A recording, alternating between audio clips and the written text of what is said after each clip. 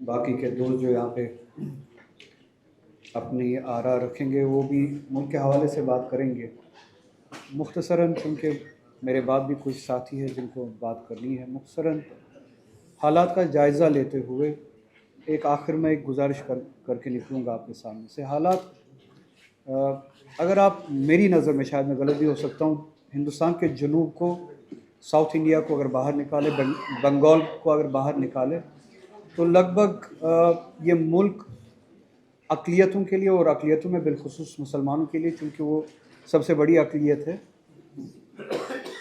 یہ ملک ان کے لیے تنگ کیا گیا ہے. یہاں ہندو راشٹر آلریڈی ایگزسٹ کر رہا ہے، آپریشنل ہے، فنکشنل ہے، یا اس کا اعلان نہیں ہوا ہے، رسمی نہیں ہے، رسمی طور فنکشنل نہیں ہے، اڈاپٹیڈ نہیں ہے کانسٹیٹیوشنلی، مگر فنکشنل ہے.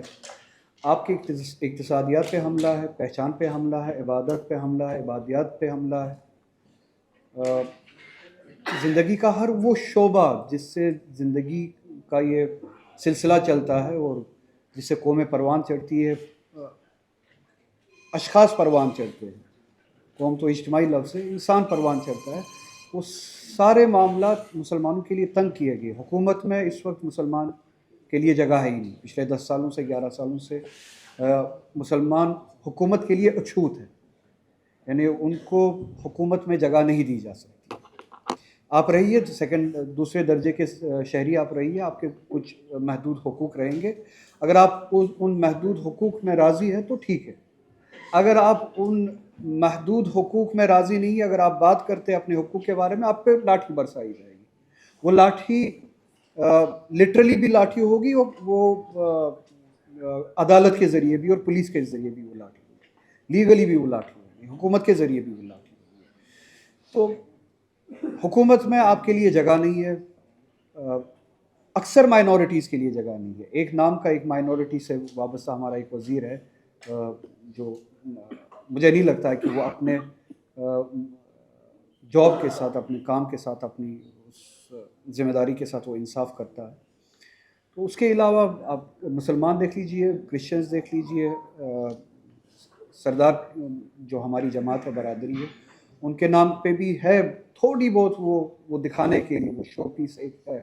مگر آپ دیکھ لیجئے حالات جو ہے بالخصوص مسلمانوں کے لیے وہ اچھوت ہے حکومت کے لیے، یعنی ان کے لیے حکومت میں کوئی جگہ نہیں ہے. پھر آپ دوسرے درجے کے شہری ہیں، آپ حکومت کا حصہ نہیں ہو سکتے. ہاں، آپ محکوم ہو سکتے. محکوم ہوتے ہوئے آپ کے کچھ تھوڑے بہت حقوق ہیں، اگر آپ ان پہ راضی ہیں ٹھیک ہے آپ کے لیے. مگر آپ دیکھیے باقی ساؤتھ کو چھوڑ کے اور بنگال کو چھوڑ کے، وہ سیکنڈ کلاس سٹیزن کے جو ایگزسٹنشل وہ رائٹس ہوتے ہیں، ان پہ بھی اب حملہ ہے. وہ آپ کی معاش اکانومی پہ. ایک چیف منسٹر، ایک constitutional post, sitting chief minister, اعلاناً یہ کہتا ہے کہ نہ صرف مسلمانوں کا اکنامک بائیکاٹ کیا جائے، بلکہ ان پہ ضرر اور نقصان امپوز کیا جائے. جہاں پہ ان کی اجرت 5 روپے بنتی ہے، ان کی اجرت کو کم کر کے صرف 4 روپے دیے جائے. اور یہ کانسٹیٹیوشنل پوسٹ پہ بیٹھا ہوا ایک سٹنگ چیف منسٹر کہتا ہے کہ اگر مسلمان کی محنت کا اس کی اجرت 5 روپے بنتی ہے، اسے 5 روپے نہ دے، آپ 4 ہی روپے دیں، 3 ہی روپے دیں، تاکہ اسے اکنامکلی اس پہ زخم پہنچایا جائے، اقتصادی طور پہ اسے زخم پہنچایا جائے. اور کشمیر میں اس بات کا، حالانکہ میں اس کا مخالف ہوں، کل بھی وہ بات میں نے کہیں پہ کی، ایک سیڈسٹک، وہ راضی نہیں ہے ان حالات سے، مگر وہ ایک سیڈسٹک، وہ آپ کہہ سکتے ہیں کہ ایک چھوٹی سی اکثریت، یہ اقلیت ہے کشمیر میں، جو سیڈسٹک اس میں سے وہ سیٹسفیکشن لیتی ہے. اب ان کو پتہ چلے گا کہ ہمارے ساتھ کیا گزرا. ان نے کبھی ہمارے بارے میں بات نہیں کی، ان نے کبھی ہمارے معاملات کے بارے میں سنجیدگی نہیں دکھائی.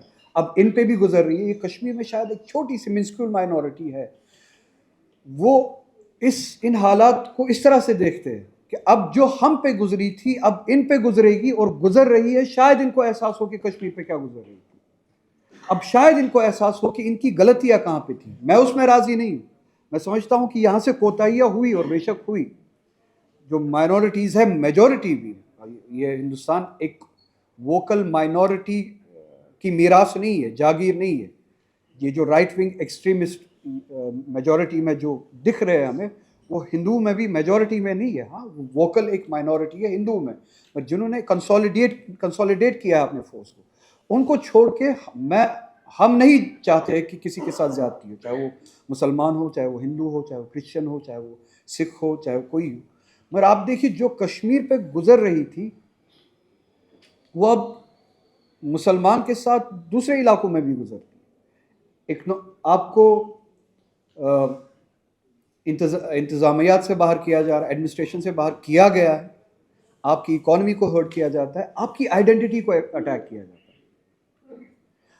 آپ کی نہ صرف اکانومی کو برداشت نہیں کیا جائے گا, پہلے آپ کو حکومت میں برداشت نہیں کیا جائے گا, پھر اس کے بعد آپ کی اکانومی کو برداشت نہیں کیا جائے گا, اس کے بعد اگر صرف آپ اپنی آئیڈینٹی لیتے گھومیں, اکانومی ہے نہیں آپ کی, حکومت کے معاملات میں آپ کا عملہ دخل ہے نہیں, اب آپ کی آئیڈینٹی بچی ہے, اس آئیڈینٹی پہ بھی حملہ کیا جاتا ہے. چاہے وہ کشمیری 17 سال کا ایک نوجوان کیوں نہ ہو اتراکھنڈ میں, چاہے اخلاق نام کا بزرگ کیوں نہ ہو, چاہے وہ سنبل کیوں نہ ہو, چاہے اس طرح کی کتنی لنچنگز کیوں نہ ہو. یہ اکنامک لنچنگز نہیں, یہ آئیڈینٹی پہ لنچنگ ہے. اکنامی تو اس سے اوپر ہے, آپ کی اکنامی کو تباہ کر دیا گیا, اس کے بعد آتی ہے آپ کی آئیڈینٹی, اس کو بھی برداشت نہیں کیا جاتا.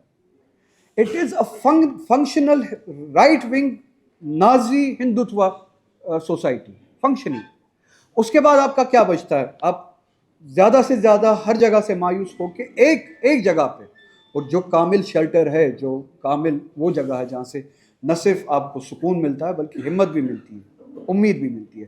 آپ اپنے دین کی طرف مڑتے ہیں, آپ وہ ہمت پھر خداوند تعالیٰ کی بارگاہ میں ڈھونڈتے ہیں. آپ کے اس ادارے پہ بھی حملہ ہے, خداوند تعالیٰ کے بارگاہ پہ بھی حملہ ہے, جس حوالے سے آج یہاں پہ ذکر ہو رہا ہے. آپ کی آئیڈینٹی, آپ کی سٹیزنشپ دوسرے درجے کی سٹیزنشپ کی لیول پہ آپ کی اکانومی برداشت نہیں کی جائے گی, وہ بھی ختم کی جائے گی. اس کے بعد آپ کی بچتی ہے آئیڈینٹی, اس پہ بھی حملہ کیا جائے گا. اس کے بعد آپ کا بچتا ہے ایک سکون کی جگہ, ایک ریفیوج کی جگہ, وہ عبادت گاہ, وہ بھی برداشت نہیں کیا جاتا, اور اس پہ بھی حملے کیے جاتے ہیں. یہ سب فنکشنل ہے, یہ سب آپریشنل ہے.